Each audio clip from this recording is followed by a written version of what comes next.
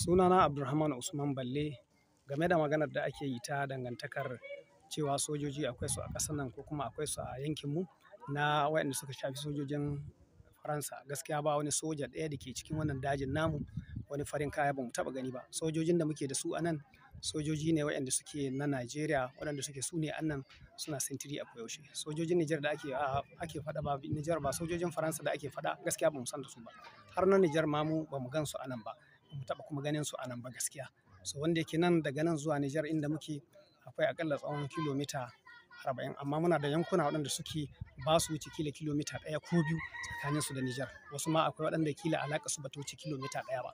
Muna da iyakokin wajen Wilkiti da iyakokin wajen Marake da kuma iyakokin da muke da su a wajen Kurdula wanda suke su ne dab da ainihin iyaka da ita Nijar. Ana Muhammadu Ilyasu Magajin Balle.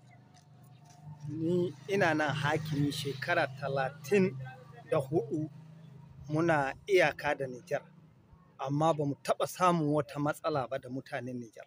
Muna zaune lahiya lau da su, muna hulɗa da su, muna auratayya, suna shigowa muna shiga. Babu wani tashin hankali da a tsakaninmu da mu da mutanen Nijar. Sai muka jin raɗe-raɗi wai an ce bakin iyaka akwai sojojin Faransa. To mi a game mu da sojojin Faransa? Ko sojojin Nijar ba mu da wata hulɗa da su bale a ce sojojin Faransa. Ko na Nijar ba mu taɓa gani ba ga idonmu, bale mu ga wasu sojoji na Faransa. In ita gwamnatin Najeriya tsakanin ta rikicinsu da gwamnatin Nijar, to mu talaka kar su samu su rikicinsu can su da amayya, amma kar su shaha muna wanga kashin kaji don mu muna zaune lahiya lau da su, suna zaune lahiya lau da mu. Ba mu taɓa samun wani tashin hankali ba tsakaninmu da su. Malami. Sunana Ibrahim Idris. Mutumin ina? Tabanni cikin wani karamar hukuma? Gadan local government. Ok, to gashi mun zo garinku. Akwai zarge-zargen da shugaban ƙasar Nijar yake na cewa kamar aina amfani da yankinku. An ba mutane kamar 'yan Faransa, sojojin Faransa mafaka don su dinga kai musu hari. Ya gaske wannan magana yake? To, a gaske wannan magana, ku dai nan ga komai ba.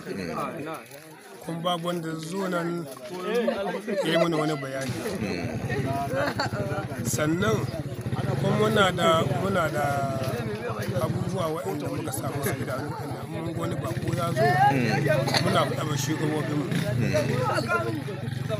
Su kuma shugaban idan mun ka faɗa musu su ku za su je wajen manyansu. To amma wannan maganar ba gaskiya bane kenan da yake wannan zargin nashi. Wannan zargin nashi. To ɗin ba mu gani ba mu iya gaskiya ne. To amma ya ambato wani daji, ya sunan dajin da ya ambato? Gaba. Akwai wani daji gaba a nan yankin naku? A nan gaba? Eh. Akwai daji. Ya sunan shi? Daga nan in kun je babban gari kada saka. Akwai kada saka kiliya. Akwai kuni shi akwai dajin da ake kira da suna gaba. Nan? Eh.